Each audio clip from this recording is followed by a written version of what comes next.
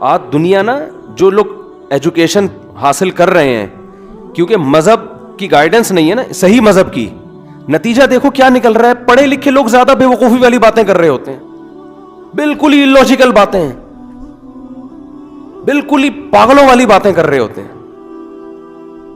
کل ایک تبلیغی جماعت کے ایک پڑھے لکھے تھے ماشاءاللہ, اچھی عمر تھی ان کی, وہ آئے ملنے کے لیے, انہوں نے نکاح ہی نہیں کیا, اتنا ٹائم گزر گیا نا. میں نے کہا حضرت آپ کہہ رہے ہیں وہ دین کی خدمت وغیرہ وغیرہ وغیرہ,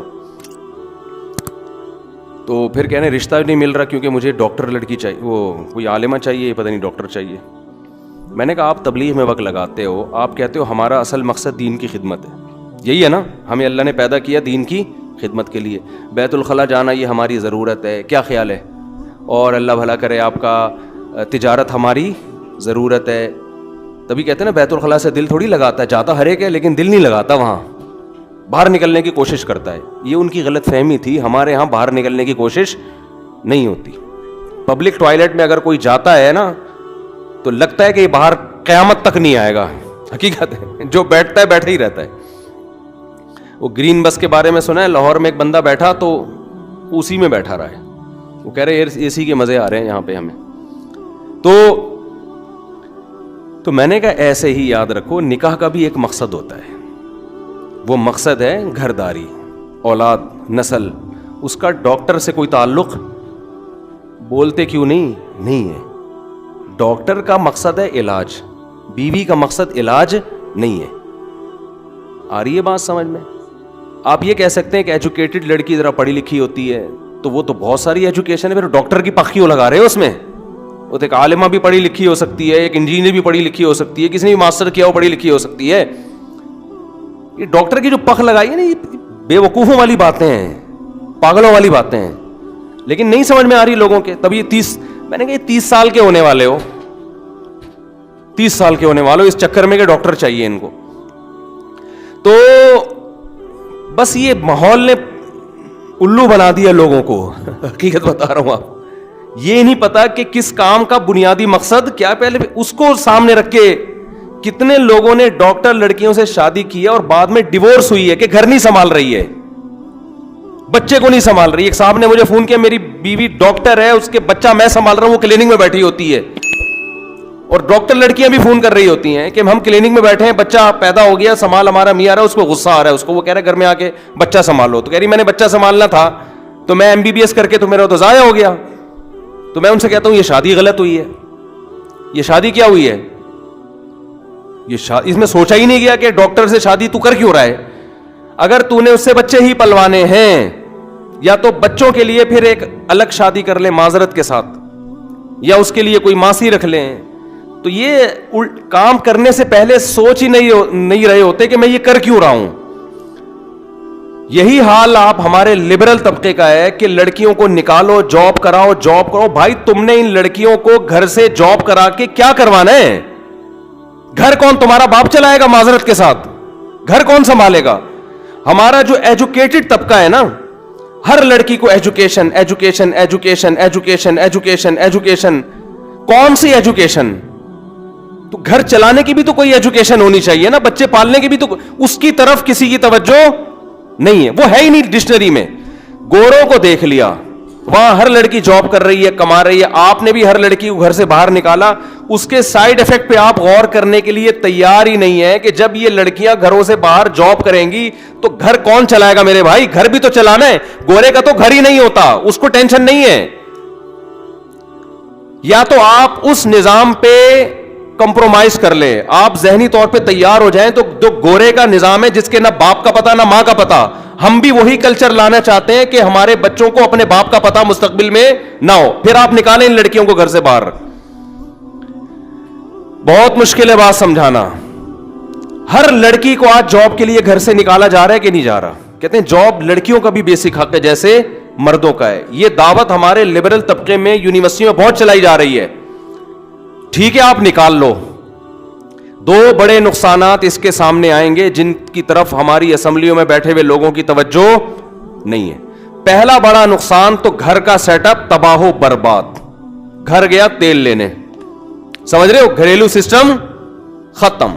جب صبح بیگم بھی جاب پہ جا رہی ہے, آدمی بھی جاب پہ جا رہا ہے, تو وہ گھر تھوڑی, وہ تو رات کو ملاقات کے لیے ہوٹل لے لو کرائے پہ نا, ادھر مل جاتا ہے, ادھر کینٹ اسٹیشن پہ سستے میں مل جاتے ہیں کمرے, وہ لے لو خام خامے, یہ 1-1 کروڑ کے گھر لے کے تم نے کیوں رکھے ہوئے. اور ذرا آپ اچھے ہیں تو ادھر صدر میں اچھے ہوٹل ہیں, 4 اسٹار 5 اسٹار, ادھر آپ رینٹ پہ کمرہ لے لیں. آپ کہہ سکتے ہیں مہنگا پڑے گا, لگژری کتنا ہوتا ہے آپ یہ بھی تو دیکھو نا, ہوتا کتنا خوبصورت, بٹن دباؤ فوراً سارے کام ہو رہے ہیں. تو تھوڑا سستا لے لو آپ, لیکن ہے ٹھیک ہے, یہ بیان کے بعد انشاءاللہ. تو یہ جو ہے نا گھریلو سسٹم کیا ہو رہا ہے, بہرحال تباہ. ایسے ایسے میرے پاس کیس آ رہے ہیں نا, میں تو زیادہ بیان نہیں کرتا کہ برائی کو بیان کرنے سے برائی مزید پھیلتی ہے. اللہ معاف فرمائے جو ہو رہا ہے. میری وائف دفتر میں جاتی ہے, لوگ بتا رہے ہوتے ہیں کہ دفتر میں اس کا آنکڑا ہو گیا کسی, جب وہ 20 قسم کے دفتر میں ہینڈسم لوگوں کو دیکھے گی, آپ کے اندر ذرا سی کمزوری ہوگی نا, یہ کمزوری بہانہ بنے گی کسی مرد سے تعلق قائم کرنے کا.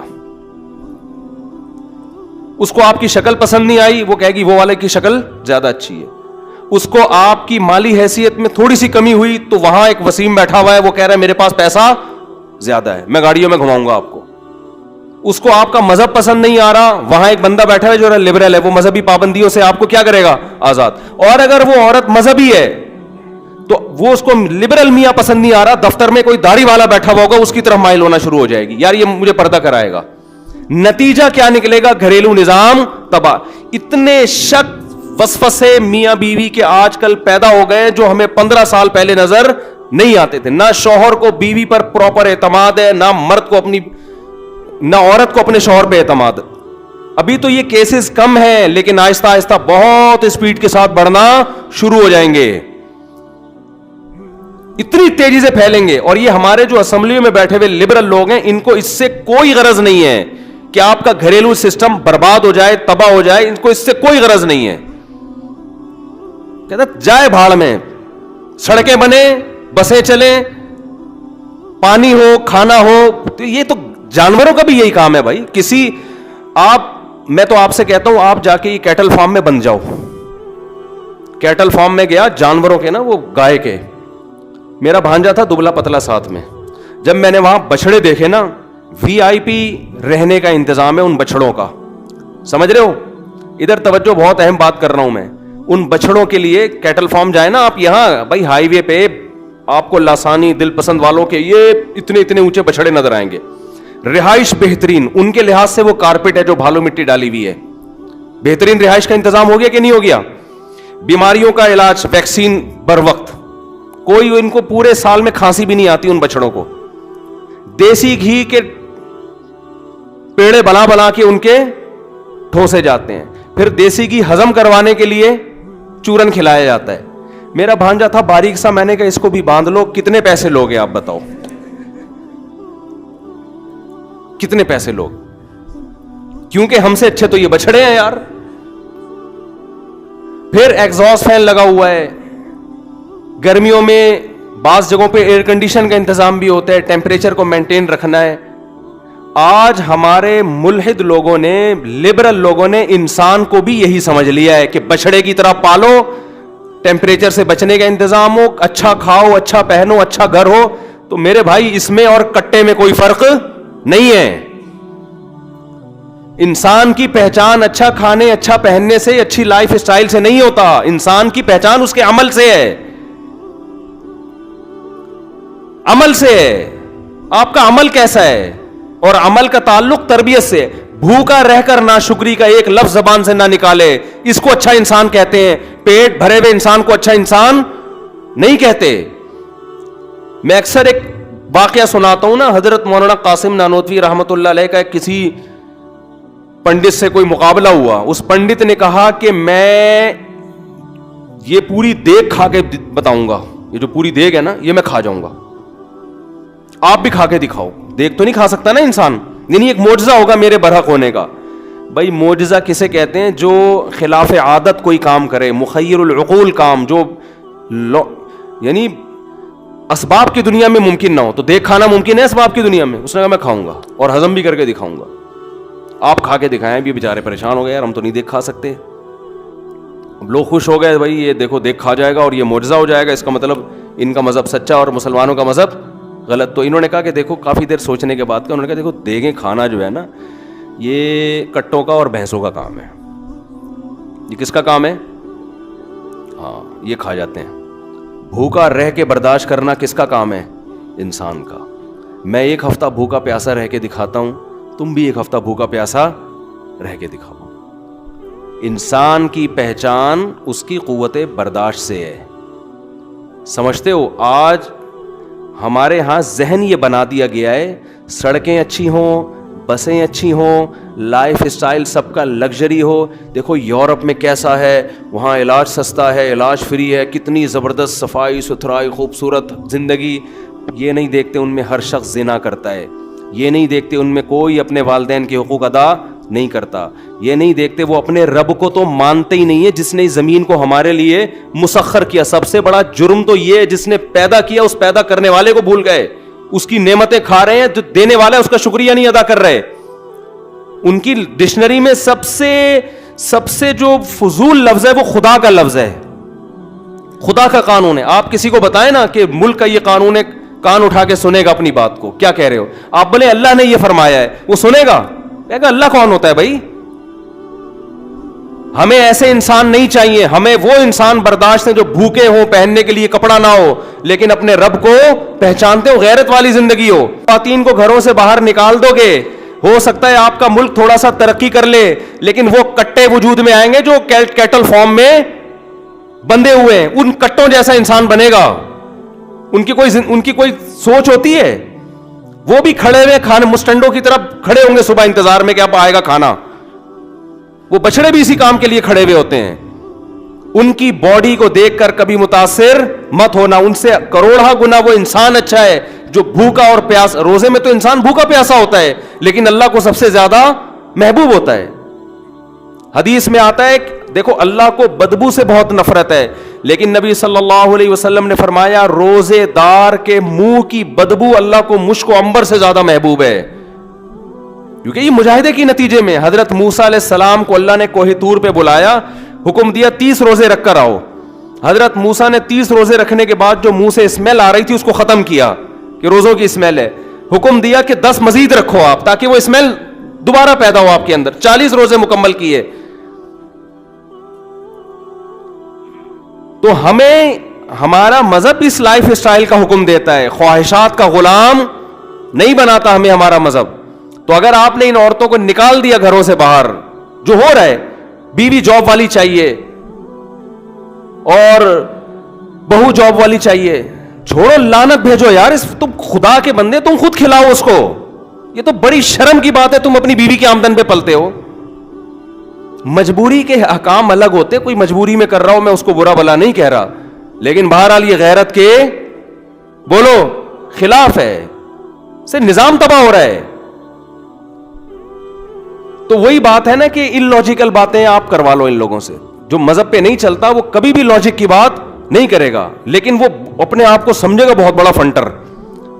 ہمیشہ اجتماعی مفاد پر انفرادی مفاد پر اجتماعی مفاد کو ترجیح دی جاتی ہے. ایک خاتون جاب کر لے گی, اس کا فائدہ ہو گیا, ملک قوم کو کیا فائدہ ہو رہا ہے اس سے؟ قوم کو نقصان یہ ہو رہا ہے کہ آپ کا فیملی سسٹم تباہ ہو رہا ہے, گھر سنبھالنے کے لیے کوئی نہیں ہے پیچھے. تو وہ مجھے کہنے لگے نا, کل میں ان پہ برس پڑا بیچاروں پہ, سیلفی لینے کے لیے آئے ہوئے تھے. سیلفی لینے کے 30 سال ہو گئے, شادی نہیں کی نا انہوں نے, دیندار داڑھی والے. میں نے کہا چھوڑو یار, کیا ہے تم بھولیا گیٹ اپ لگا کے گھوم رہے ہو تم فضول. میں نے کہا تم نے 30 سال میں نکاح نہیں کیا, اس کا مطلب ایک اور لڑکی کو بھی تم نے نکاح سے محروم کر دیا, اس کا بھی بیڑا غرق کر دیا. کہہ رہے ہیں ڈاکٹر چاہیے. ڈاکٹر, میں نے کہا کیا کرے گا بھائی تو ڈاکٹر کا؟ تو نظام سارا برباد کر دیا آپ نے, پورا ایک وہ سیٹ اپ. میں نے کہا, وہ کہہ رہے میرے ابا اور اماں. میں نے کہا بھائی نکاح میں ابا اماں کو سائڈ پہ لگاؤ, 4 کر کے نا الگ الگ رکھ لو, بتا دو ابا ہو گئی ہے, بہو کے طور پہ ایکسیپٹ کرنا ہے کر لو, نہیں کرنا تو آپ کی مرضی ہے. اس کے بغیر ہوتا نہیں ہے آج کل, نہیں آ رہی سمجھ میں میرا خیال ہے.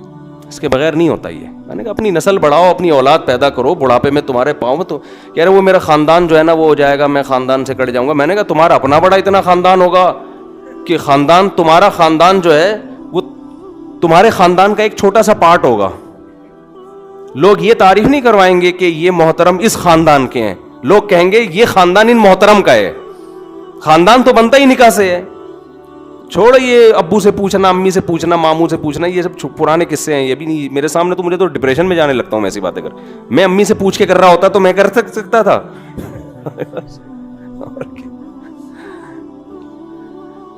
آپ جب کما رہے ہو تو یار ویسے سارے کام امی سے پوچھ کے کرتے ہو. لڑکیوں سے جو یونیورسٹی میں دوستیاں امی سے پوچھ کے ہو رہی ہیں. یہ کسی لڑکی نے مس کال دے دی اور رابطہ کر لیا, میں ابو سے پوچھ کے بتاتا ہوں. ابو سے پوچھتا ہوں کہ میرے لیے آپ سے دوستی رکھنا مناسب بھی. ابو کون سا اپنے ابو سے پوچھ کے ادھر ادھر جایا کرتے تھے.